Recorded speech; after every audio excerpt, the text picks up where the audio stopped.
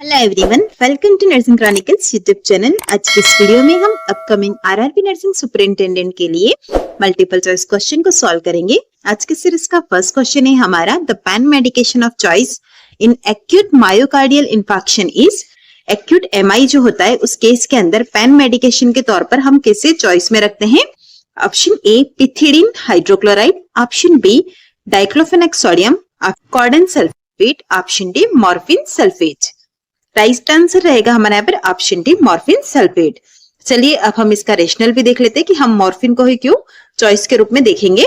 Morphine sulphate is first choice analgesia in acute MI because हमारा जो acute MI का case होता है उसके अंदर फर्स्ट चॉइस होती है एनाल्जेसिया के तौर पर, वो होती है हमारी मॉर्फिन सल्फेट।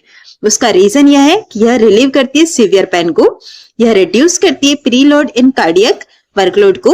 सेकंड आएगा हमारा काम द पेशेंट, पेशेंट को काम करती है। और लास्ट है हमारा पल्मोनरी कंजेशन जो होता है उसे रिलीव करने में हेल्प करती है। इसी सारे रीजन से मॉर्फिन सल्फेट जो होती है वो हमारी फर्स्ट चॉइस एनाल्जेसिया होता है इन एक्यूट एमआई के केस में। नेक्स्ट क्वेश्चन है हमारा, in which position is pericardiocentesis typically performed. Pericardiocentesis जो प्रोसीजर होता है उसे हम कौन सी पोजीशन के अंदर परफॉर्म करते हैं? Option A left lateral decubitus, option B prone position, option C semi recumbent with the head tilted down, option D supine with the head elevated. Right answer रहेगा हमारा यहाँ पर ऑप्शन डी सुपाइन पोजीशन, साथ ही साथ head elevate होता है तो वो पोजीशन हमारी अच्छी रहती है पेरिकार्डियोसिंथेसिस प्रोसीजर के लिए। इसके पीछे भी रेशनल है, वो देख लेते हैं। सबसे फर्स्ट पेरिकार्डियोसिंथेसिस के लिए जो पोजीशन होती है वो होती है सुपाइन या फिर सेमी रिकम्बेंट, साथ ही साथ हमें हेड एलिवेट चाहिए 30 से लेकर 45 डिग्री तक। एलिवेशन जो होता है हेड का वो इसलिए जरूरी होता है क्योंकि यह लोअर करता है विनस रिटर्न को, साथ ही साथ रिड्यूस करता है जो हमारा रिस्क ऑफ कार्डियक इंजरी होता है उसको। It gives better access to the sub-xiphoid approach, which is the most common technique. जब भी हम पेरिकार्डियोसिंथेसिस करते हैं तो वहां पर हमारा मोस्ट कॉमन जो टेक्निक होता है जिसके अंदर की सब-xiphoid अप्रोच को यूज में लेते हैं तो उसके अंदर क्या होता है, बेटर एक्सेस अवेलेबल होता है हमें पेरिकार्डियोसिंथेसिस के लिए। नेक्स्ट क्वेश्चन है हमारा, which complication is most commonly associated with untreated cardiac tamponade? अगर हमारा कार्डियक टेम्पोनेट का कंडीशन अनट्रीटेड रहता है तो इसकी वजह से मोस्ट कॉमनली होने वाला कॉम्प्लिकेशन कौन सा है? Option A pulmonary embolism, option B shock, option C acute renal failure, option D stroke. Right answer है हमारा यहाँ पर ऑप्शन बी शॉक। चलिए इसका रेशनल भी हम देख लेते हैं। Cardiac tamponade causes rapid accumulation of fluid in the pericardial sac. जो हमारा पेरिकार्डियल सैक होता है उसके अंदर रैपिडली एक्यूमुलेट हो जाता है फ्लूइड, तो उसे हम कहते हैं कार्डियक टेम्पोनेट। इसकी वजह से क्या होगा, यह कंप्रेस करेगा हमारे हार्ट को, यह एडिक्वेट जो वेंट्रिकुलर फीलिंग होती है उसे प्रिवेंट करेगा, स्ट्रोक वॉल्यूम को रिड्यूस करेगा और कार्डियक आउटपुट रिड्यूस होगा। नेक्स्ट रहेगा हमारा, अगर हमारा जो if tamponade is not relieved, जैसा कि हमें क्वेश्चन के अंदर दिया गया था कि अनट्रीट रहता है कार्डियक टेम्पोनेट, से क्या होगा, पेशेंट को क्विकली प्रोग्रेस हो जाएगा कार्डियोजेनिक या फिर ऑब्स्ट्रक्टिव शॉक। जैसा कि हमने आंसर भी शॉक सेलेक्ट किया था तो शॉक कौन सा हो सकता है, कार्डियोजेनिक या फिर ऑब्स्ट्रक्टिव शॉक जो होगा वो प्रोग्रेस होगा और उसकी वजह से कार्डियक अरेस्ट और डेथ भी हो सकती है। नेक्स्ट क्वेश्चन होगा हमारा, what is the most common cause of early graft failure less than 30 days after CABG? CABG का फुल फॉर्म है coronary artery bypass grafting. CABG के बाद में अर्ली ग्राफ्ट फेलियर जो होता है उसका मोस्ट कॉमन कॉज क्या है? Option A atherosclerosis, option B intimal hyperplasia, option C graft thrombosis, option D graft kinking. Right answer रहेगा हमारा यहाँ पर ऑप्शन सी ग्राफ्ट थ्रोम्बोसिस। अगर हम बात करते हैं यहाँ पर ऑप्शन ए एथेरोस्क्लेरोसिस की, एथेरोस्क्लेरोसिस एक लेट कॉम्प्लिकेशन है, यह विद इन 30 डेज मतलब कि अर्ली ग्राफ्ट फेलियर जो होता है उसके अंदर नहीं आता है। नेक्स्ट है हमारा ऑप्शन बी इंटिमल हाइपरप्लेजिया, यह भी हमारा विद इन 1 मंथ के अंदर नहीं आता है, इसका जो ड्यूरेशन होता है वो होता है 1 मंथ से लेकर 1 ईयर के बीच में अपीयर हो सकता है। ग्राफ्ट थ्रोम्बोसिस जो कि हमारा राइट आंसर है, यह मोस्ट कॉमन कॉज है अर्ली ग्राफ्ट फेलियर का, मतलब कि less than 30 days after CABG यह प्रेजेंट होता है। और लास्ट है हमारा ग्राफ्ट किंकिंग। ग्राफ्ट किंकिंग भी जो होता है वो हमारा अर्ली ग्राफ्ट फेलियर का जो ड्यूरेशन होता है विद इन 30 डेज के अंदर प्रेजेंट होता है, लेकिन यह मोस्ट कॉमन नहीं है as comparison to graft thrombosis. हमारा, which of the following medications is routinely administered during cardiac catheterisation to prevent catheter induced coronary artery spasm? जब भी हम कार्डियक कैथेटराइजेशन करते हैं तो वहां पर catheter induced coronary artery spasm को प्रिवेंट करने के लिए कौन सी मेडिकेशन है जो कि रूटीनली एडमिनिस्टर करनी चाहिए? Option A nitroglycerin, option B beta blockers, option C aspirin, option D calcium channel blockers. Right answer है हमारा यहाँ पर option A nitroglycerin. During cardiac catheterization catheter mechanically irritate करता है कोरोनरी आर्टरीज को, जिसकी वजह से ट्रिगर होता है कोरोनरी आर्टरी स्पाज्म। इसीलिए हम नाइट्रोग्लिसरीन मेडिकेशन को रूटीनली एडमिनिस्टर करते हैं to prevent coronary artery spasm. Next question है हमारा, which angina is the most dangerous type of angina?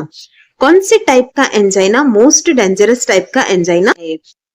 Option A stable और classical angina, option B Prinzmetal's angina, option C vasospastic angina, option D pre infection angina.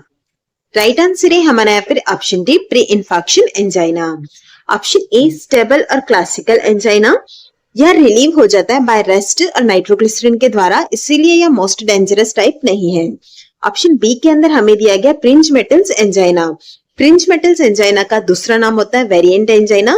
यह भी dangerous होता है but as comparison to pre infection angina यह थोड़ा कम dangerous होता है। Option C के अंदर हमें दिया गया है वाजोस्पास्टिक एंजाइना।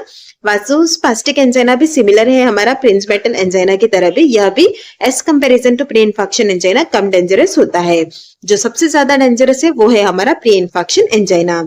एंजाइना के सारे टाइप्स में से सबसे ज्यादा आपको देखने को मिलेगा मोस्ट डेंजरस वो होगा हमारा अनस्टेबल या फिर प्री इन्फेक्शन एंजाइना। यह दोनों ही नाम सिमिलर है और यह कंडीशन जो है वो हमारा एक मेडिकल इमरजेंसी कंडीशन के अंदर।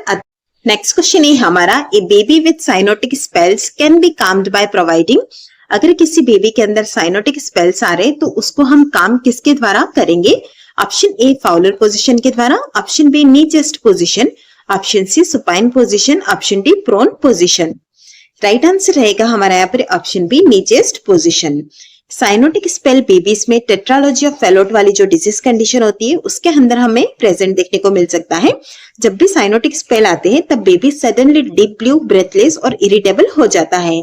इस कंडीशन के अंदर हमें क्या करना है? बेबी को नी चेस्ट पोजीशन प्रोवाइड करनी है। यह पोजीशन इंप्रूव करती है blood flow to the lungs और ऑक्सीजनेशन को भी इंप्रूव करती है। इसीलिए अगर साइनोटिक स्पेल वाली कंडीशन के अंदर हमारा जो फर्स्ट एड मैनेजमेंट रहेगा इमीडिएटली वो रहेगा कि हम नी चेस्ट पोजीशन प्रोवाइड करें, इससे उसके सिम्टम्स रिलीव होंगे। क्वेश्चन है हमारा, dose of streptokinase to be used in MI is? Myocardial infection के केस के अंदर जो हमारा स्ट्रेप्टोकाइनेज दिया जाता है उसका डोज कितना यूज में लेते हैं? Option A 0.15 million units, option B 1.5 million units, option C 15 million units, option D 150 million units. Right answer रहेगा हमारा यहाँ पर ऑप्शन बी 1.5 मिलियन यूनिट्स। अगर हम बात करते हैं स्ट्रेप्टोकाइनेज की, इसका यूज जो होता है क्लॉट को डिसॉल्व करने के लिए करते हैं मायोकार्डियल इन्फेक्शन के केस के अंदर। इसके लिए हम 1.5 मिलियन यूनिट आईवी एडमिनिस्टर करते हैं और ड्यूरेशन रहता है ओवर 60 मिनट। अब बात आती है कि हम 1.5 ml ही यूज क्यों लेते हैं? यह अमाउंट इंश्योर करता है रैपिड फिब्रिनोलाइसिस को। इसी के साथ ही अगर हमने इससे ज्यादा दे दिया, हायर डोज एडमिनिस्टर किया, तो यहाँ पर इंक्रीज हो जाता है रिस्क ऑफ ब्लीडिंग का विदाउट एक्स्ट्रा बेनिफिट। और अगर हमने 1.5 मिलियन यूनिट से कम दिया तो उसकी वजह से क्या होगा? Insufficient to open the blocked coronary artery. जो हमारी कोरोनरी आर्टरी ब्लॉक्ड हो गई है तो वो ओपन नहीं हो पाएगी। लो डोज जो होगा उसके लिए इनसफिशिएंट होगा। इसलिए आपको याद रखना है जब भी हमें डोज पूछा जाए स्ट्रेप्टोकाइनेज का इन एमआई के केस में तो वो रहेगा हमारा 1.5 मिलियन यूनिट। नेक्स्ट क्वेश्चन है हमारा, a patient who has angina pectoris the chest pain is best relieved by which of the following nursing measure? एक पेशेंट को एंजाइना पेक्टोरिस है और चेस्ट पेन हो रहा है तो यहाँ पर कौन सा ऐसा मेजर है, नर्सिंग मेजर, जो कि इस हमें बेस्ट रिलीव प्रोवाइड करेगा? Option A rubbing the chest, option B resting in a chair, option C applying a heat pad on chest, option D taking a deep breath. Right answer है हमारा यहाँ पर option B resting in a chair. चलिए अब हम इसका rational भी देख लेते हैं। रेस्टिंग इन ए चेयर क्या करता है? रेड्यूस करता है मायोकार्डियल ऑक्सीजन डिमांड को, यानी कि हमें रेस्ट प्रोवाइड करना, रेस्ट रेड्यूस करता है हमारा जो मायोकार्डियल होता है उसकी ऑक्सीजन की डिमांड को। इसी के साथ ही रेस्टिंग इन ए चेयर मतलब कि सिटिंग पोजीशन है। सिटिंग अपराइट क्या करता है? डिक्रीज करता है विनस रिटर्न को, जिससे रेड्यूस होगा प्रीलोड और रेड्यूस वर्कलोड ऑन हार्ट होगा। Pain of angina usually subside with in minutes of rest और नाइट्रोग्लिसरीन। आपने देखा होगा एंजाइना का जो पेन होता है वो विद इन मिनट्स रेस्ट में ठीक हो जाता है और फिर भी नहीं होता तो नाइट्रोग्लिसरीन के द्वारा यह सबसाइड होगा। नेक्स्ट क्वेश्चन है हमारा, flushed cheeks can be seen in patient with.